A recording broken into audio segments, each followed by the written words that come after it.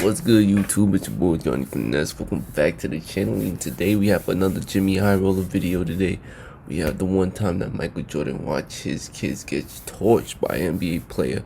If you're new to the channel and haven't subscribed yet, hit that sub button. We're on the road to 850 subscribers, so I need y'all to sub up. You feel me?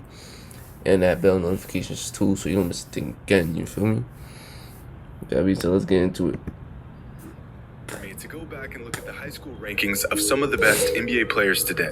ESPN's high school ranking archive goes all the way back to 2007, which just happens to be a stacked class of elite hoopers. Chandler Parsons was ranked 44th in the country. DeAndre Jordan was 25th. Some beardless kid named James Harden was 21st in the country. Blake Griffin was 18th. Derrick Rose was the 5th best recruit in the country, and OJ Mayo was the 3rd best recruit in that class. But ranked higher than all of those players was a shooting guard out of Indiana. A 6'5", 5-star recruit with a silky smooth jumper, ranked 2nd in the country by the name of Eric Gordon. Since 2007, Eric was drafted all them picks that were just chosen to the NBA, dropped 41 points on KD and the Thunder as a rookie, earned an NBA Sixth Man of the Year award, won an NBA three-point contest, and has quietly been one of the most consistent players in his 13 NBA seasons.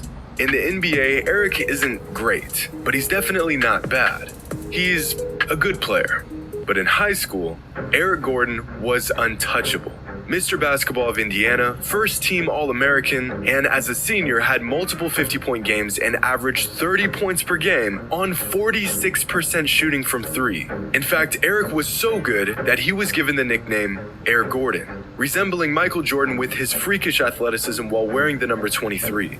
Of course, his nickname caused quite the spectacle when Eric Gordon faced off against Michael Jordan's kids on national television, in front of Michael Jordan himself. Michael's two sons, Jeffrey Jordan, a senior at the time, and Marcus Jordan, a sophomore, had to face off in a packed gym against the kid who was drawing comparisons to their father. Now, Jeff and Marcus Jordan were actually a good high school duo. Jeff was a top 30 player in the state, and Marcus was ranked top 50 in his class in the entire country. The school they played for, Loyola Academy, was no slouch either. At the time, Loyola was ranked as the #1 team in Illinois and ranked 22nd in the country. In fact, going into this game against Eric Gordon and North Central, Loyola Academy was absolutely walking every team they played. Held their first matchup of the season to just 30. League 7-0 overall, 24-2. Damn. Then you had like one close game. That's crazy. Points, blowout, blowout, blowout. This team got within 8 points of beating them, and then back to more blowouts. 20 wins, 0 losses. The best team in the state of Illinois, and a 20-game winning streak to show for it.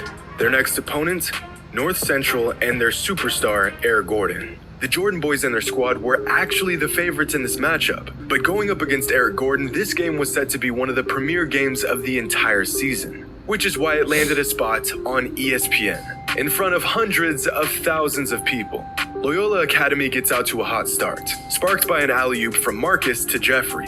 Loyola Academy up 15-7 in just 5 minutes. The game was living up to the hype, and Jordan was loving it. And then Eric Gordon showed up. Live by MJ, Loyola in its first nationally televised game this season. Air Jordan to Eric Gordon, perhaps? Gordon wears number 23, and he knows how to ball. Ranked 2nd in the ESPN.com class of 2007. North Central outscored Loyola 25-5 in the second quarter. Here in the third quarter, Gordon, 39 points through 3, and in the fourth quarter, it's showtime. 39 Sampson points giddy about the 6'4" senior guard going to Indiana as Gordon scores 43.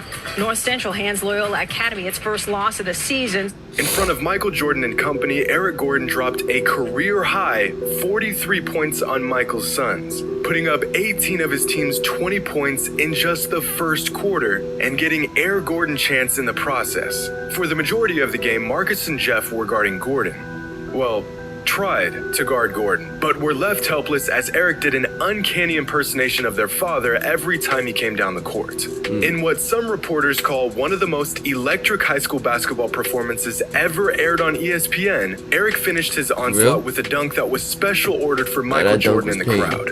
dunk was paid. If that wasn't bad enough, because of the hype around Eric Gordon and MJ's kids, this game drew one of the largest viewings of any high school basketball game ever aired on ESPN. Michael's sick, about 2 seconds away from throwing on a jersey, lacing up, and subbing into the game himself. Stop it. Get some help. After the game, Eric was asked what it was like to drop 43 points in front of Michael Jordan. What did it mean for you to play in front of him and then score 43 points? Well, I mean, it was great. I got to show, I was trying to show how good I was.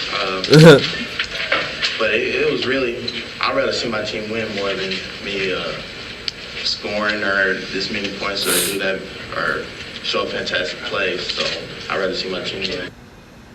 I'm Brian Benjamin, and I've got a plan to hold police accountable. As comptroller, I'll audit the budget and I'll investigate 20,000 cases of misconduct. Paid for by Benjamin 2021. Why is it showing some fucking ads? And I'd say that Eric both put on a show and helped his team get the win, since North Central beat Loyola Academy by 41 points. Eric Gordon nearly outscored the entire Loyola roster by himself. In fact, in the 14 seasons since this game, Loyola Academy has lost 138 games. And of those 138 losses, there has been a handful of blowouts. They've lost some games by 20 plus points, and they've lost a few games by 25 points or more. But not one loss in 14 seasons comes even close to the beatdown North Central gave them. Keep in mind, this was their best team in that 14-year stretch. And Eric Gordon did this to them. Wow. And if that wasn't bad enough, ESPN went out of their way to create this heartless graphic to really drive their point home. Was the 41-point blowout in front of their father not enough for y'all? Was the fact that they had to play the kid who was compared to their father while getting pieced up for 43 not enough for y'all? You just had to assign some new guy in the bowels of ESPN studio to make this graphic? But this Gordon-Jordan saga doesn't end there. In the same post-game interview, Eric Gordon was asked about Michael Jordan's All-American Classic, a game hosted by Jordan Brand to showcase the best high school talent in the country. Eric, yesterday it was released that you invited Michael Jordan on board.